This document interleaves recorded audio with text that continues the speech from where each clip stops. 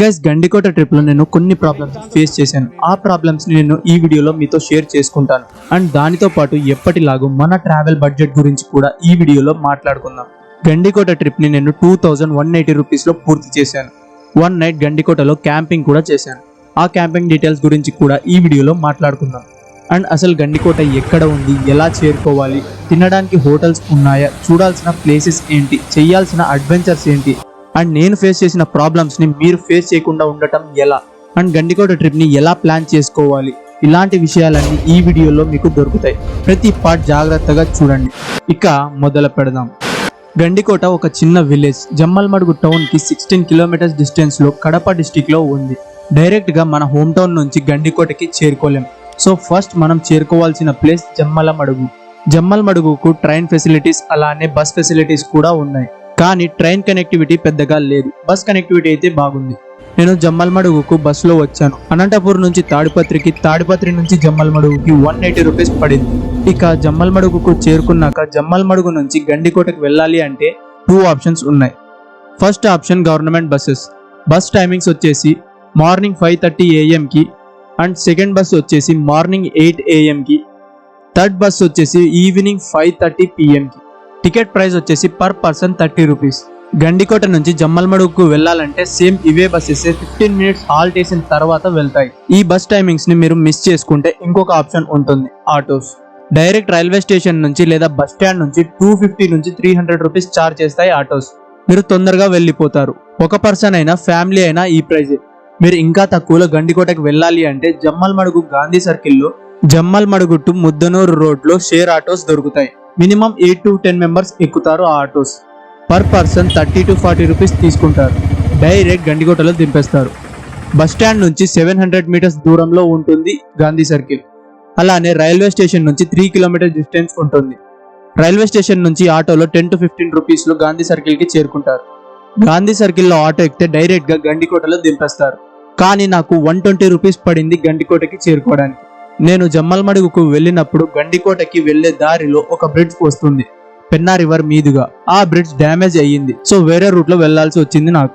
అదే గాంధీ సర్కిల్లో ఆటో పట్టుకుని మైలవరం డ్యామ్ కి వెళ్ళాను. 20 రూపీస్ పడింది. మైలవరం డ్యామ్ నుంచి 100 రూపీస్ పడింది. చాలా బార్గెన్ చేసి 100 రూపీస్ కి ఒప్పుకున్నారు. యాక్చువల్ గా 300 రూపీస్ అన్నారు షేర్ ఆటోలోనే. అది కూడా గండికోట లోకల్స్ కి 30 రూపీస్ తీసుకుంటున్నారు. నేను టూరిస్టర్ అని 100 రూపీస్ తీసుకున్నారు. ఎలాగోలా మైలవరం డ్యామ్ ని కూడా ఎక్స్ప్లోర్ చేసేసాను. ఇక గండికోటకి చేరుకున్నాక గండికోటలో ఎక్స్ప్లోర్ చేయాల్సిన places. Number 1 Gandikota fort.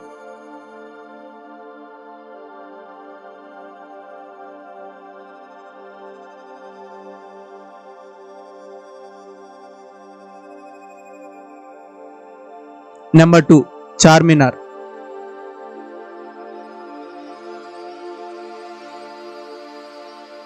Number 3 Gandikota jail.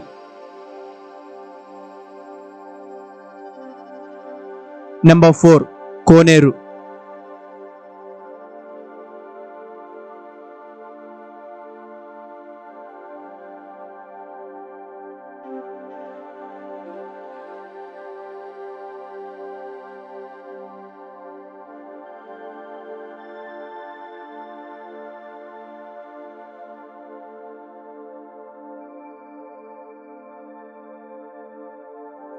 Number 5 Juma Masjid.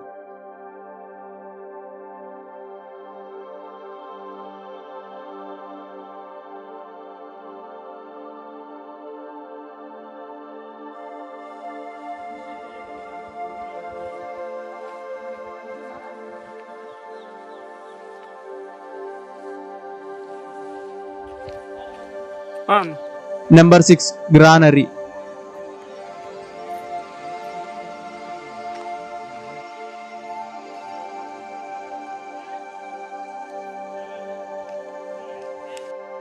Number 7 Raghunatha Swamy temple.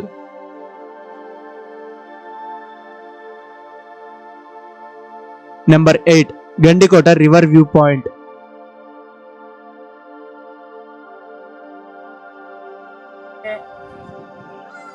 ఇక్కడ సన్సెట్ బాగుంటుంది, మిస్ అవ్వకండి.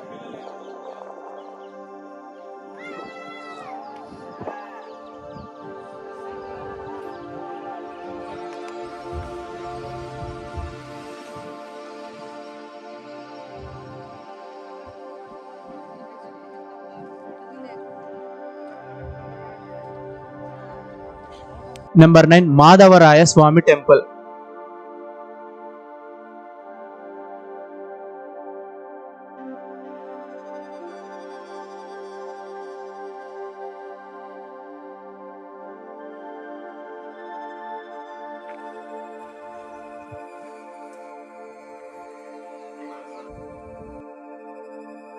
ఇవన్నీ విలేజ్ లోపల ఉంటాయి.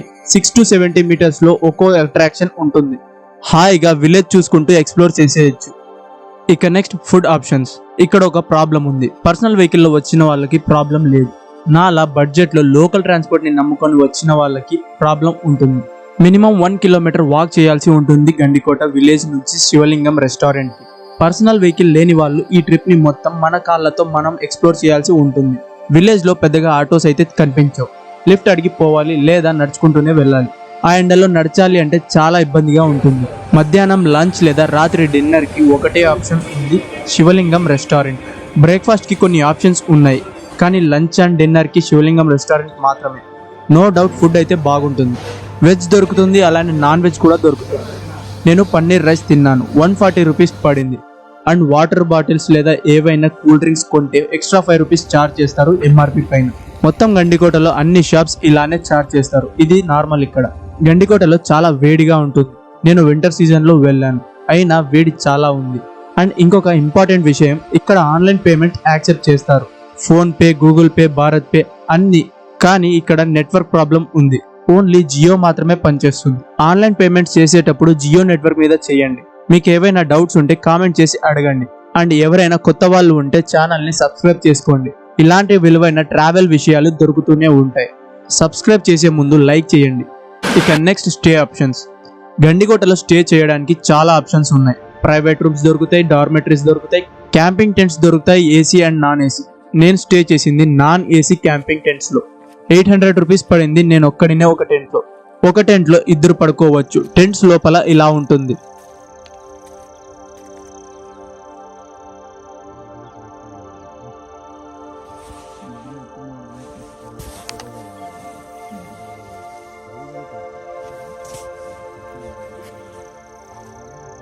నాకు గండికోటలో ఇష్టమైనది ఇక్కడి నైట్ క్యాంపింగ్. నైట్ ఆకాశంలో స్టార్స్ చూడొచ్చు. క్యాంపింగ్ కోసమే నేను గండికోటకి మెయిన్ గా రావడం. 800 రూపీస్ కేవలం టెంట్ కి మాత్రమే కాదు, night dinner and next morning breakfast కి కూడా ఈ 800 రూపీస్ లోనే ఇంక్లూడ్ అయ్యి ఉంటుంది. డిన్నర్ కి మీకు వెజ్ కావాలంటే వెజ్, లేదా నాన్ వెజ్ కావాలంటే నాన్ వెజ్. మీరు చూస్ చేసుకోవచ్చు మీకు ఏం కావాలో అది. డిన్నర్ లో చికెన్ ఒకటి కొంచెం నాకు నచ్చలేదు, మిగతా కర్రీస్ అన్ని ఓకే. ఆ రోజు నార్మల్ గా కుక్ చేసే వాళ్ళు కాకుండా వేరే వాళ్ళు కుక్ చేశారంట, సో అలా ఉంది. క్యాంప్ ఫైర్ కావాలంటే కూడా వీళ్ళే అరేంజ్ చేసేస్తారు. నేను బుక్ చేసుకుంది గండికోట క్యాంపర్ జింకా భాస్కర్ అన్న దగ్గర. 800 రూపీస్ పర్ పర్సన్ పడుతుంది వీక్ డేస్ లో. అదే వీకెండ్స్ లో 1000 రూపీస్ పడుతుంది పర్ పర్సన్ కి. మెయిన్ గా ఈయన దగ్గర నేను బుక్ చేసుకోవడానికి కారణం, నేను 4 మెంబర్స్ కి ఫోన్ చేసి తెలుసుకున్నాను క్యాంపింగ్ ప్రైజెస్ ఎంత అని. ఒకరు 1000 రూపీస్ అన్నారు, ఇంకొకరు 850 స్టే మాత్రమే అన్నారు, ఇంకొకరు 800 ఓన్లీ ఫర్ స్టే అన్నారు. జింకా భాస్కర్ అన్న 800 rupees tent plus dinner plus breakfast అన్నారు. సో నాకు జెన్యున్ గా అనిపించింది. అండ్ అలానే గూగుల్ మ్యాప్స్ లో కూడా వీళ్ళ రివ్యూస్ చూశాను. 129 రివ్యూస్ వచ్చాయి, అందులో 4.9 స్టార్ రేటింగ్ ఉంది. సో గండికోట క్యాంపర్స్ ని ప్రిఫర్ చేశాను. నైట్ క్యాంపింగ్ టెంట్స్ లో వేడిగా ఏం అనిపించలేదు, చల్లగానే ఉండింది. వింటర్ సీజన్ కాబట్టి సమ్మర్ లో వేడిగా ఉండొచ్చు. ఈ నాన్ ఏసీ క్యాంపింగ్ టెంట్స్ లో ఒక ప్రాబ్లం ఉంది, బాత్రూమ్స్.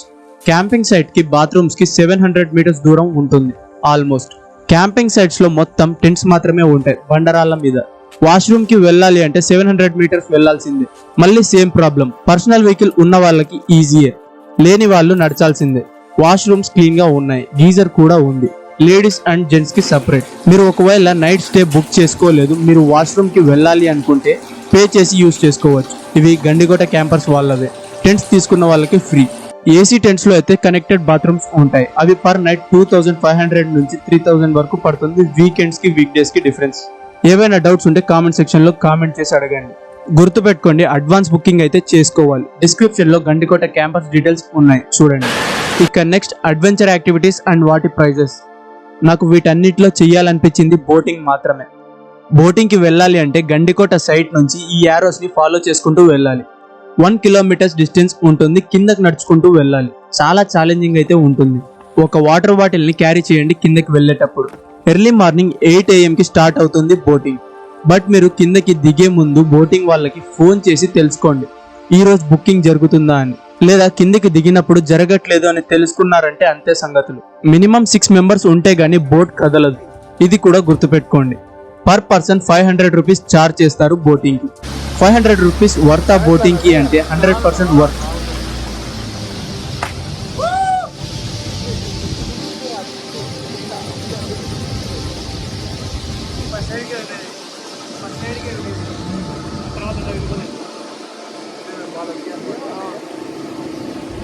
పైన నుంచి గండికోట రివర్ ఒకలా కనిపిస్తుంది, కింద నుంచి ఒకలా కనిపిస్తుంది. 100% వర్త్ అని చెప్తా. ఎర్లీ మార్నింగ్ ప్రిఫర్ చేయండి బోటింగ్, చాలా ఎండగా ఉంటుంది. సన్ స్క్రీన్ కూడా మెయింటైన్ చేయండి. 10 to 25 మినిట్స్ రైడ్ ఉంటుంది. Penna river valley, water fall చూపిస్తారు, మిస్ అవ్వకండి.